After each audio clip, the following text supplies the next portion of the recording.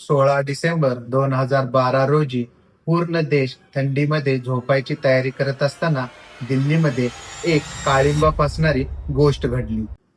आरोपींनी वाचण्यासाठी बस धुवून टाकली आणि ज्या विक्टीम होती ज्याच्यावर त्याने अत्याचार केला तिला सुद्धा त्यांनी रस्त्यावर फेकून दिले आणि त्यांना वाटले की ते वाचतील. पण त्यांना माहिती नव्हतं की त्यांच्या मागे विज्ञानाचं एक अस्त्र मागं लागलेलं आहे आणि त्यांना ते फाशीपर्यंत घेऊन जाईल. तर आज आपण पाहणार आहोत आपल्या भाग 2 मध्ये निर्भयाची पूर्णपणे केस हिस्ट्री, जिथे भावना बोलत नाहीत तर पुरावे बोलतात. निर्भया आणि तिचा मित्र खासगी पांढऱ्या बसमध्ये बसून ते त्याच्या घरी म्हणजे त्यांच्या परतीच्या प्रवासाकडे निघालेले होते. आणि ज्या बसमध्ये ते बसले होते त्या बसमध्ये ऑलरेडीच 6 लोक होती. काही वेळानंतर त्या बसमधील पडदे ओढण्यात आले आणि नाही ती गोष्ट म्हणजे यांच्यावर अत्याचार करण्यात आला.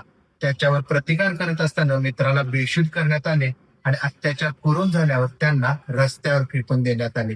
आणि ही गोष्ट घडल्यावर पूर्णपणे देशासाठी वाईट वेळ होती. गुन्हा घडल्यानंतर पोलिसांनी इन्व्हेस्टिगेशन करायला सुरुवात केली. इन्व्हेस्टिगेशन करत असताना सुरुवातीला त्यांना खासगी पांढरी बस हुडकणे हे खूप मोठे काम होते. त्यानंतर आरोपींनी ती बस धुतलेली होती.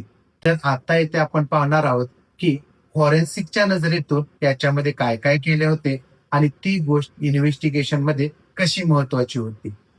सुरुवातीला फॉरेन्सिक टीमने ज्या बस पकडली होती त्या बसमध्ये ल्युमिनल टेस्ट केले, ज्यानुसार जिथे रक्त पुसले गेले होते तिथे त्यांना निळसर असे डाग दिसून आले.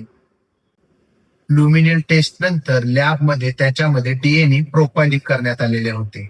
त्यानंतर पीडितेच्या शरीरावर मिळालेल्या दाताचे मार्क्स व आरोपीचे दाताचे मार्क्स यांचे त्यांनी एक्झामिनेशन केले. यालाच फॉरेन्सिक ऑडोंटॉलॉजी म्हणतात. आणि हीच केस आणि हाच पुरावा खूप मोठा महत्वाचा ठरला. सपोर्टिंग रोल म्हणून डिजिटल पुरावे सुद्धा तपासण्यात आले, म्हणजे त्या बसमध्ये किंवा तेथे त्या टॉवरवर त्या आरोपींचे मोबाईल लोकेशन होते की नाही हे पण तपासले आणि ते सुद्धा तंतोतंत मिळालेले होते. 7 वर्षाच्या लढाईनंतर त्यांना 4 जणांना फाशी देण्यात आली.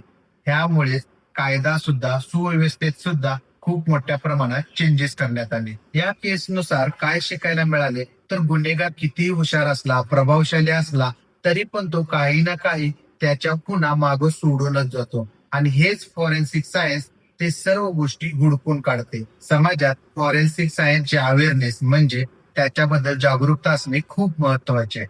हा व्हिडिओ आवडला असेल तर लाईक शेअर करायला विसरू नका. धन्यवाद.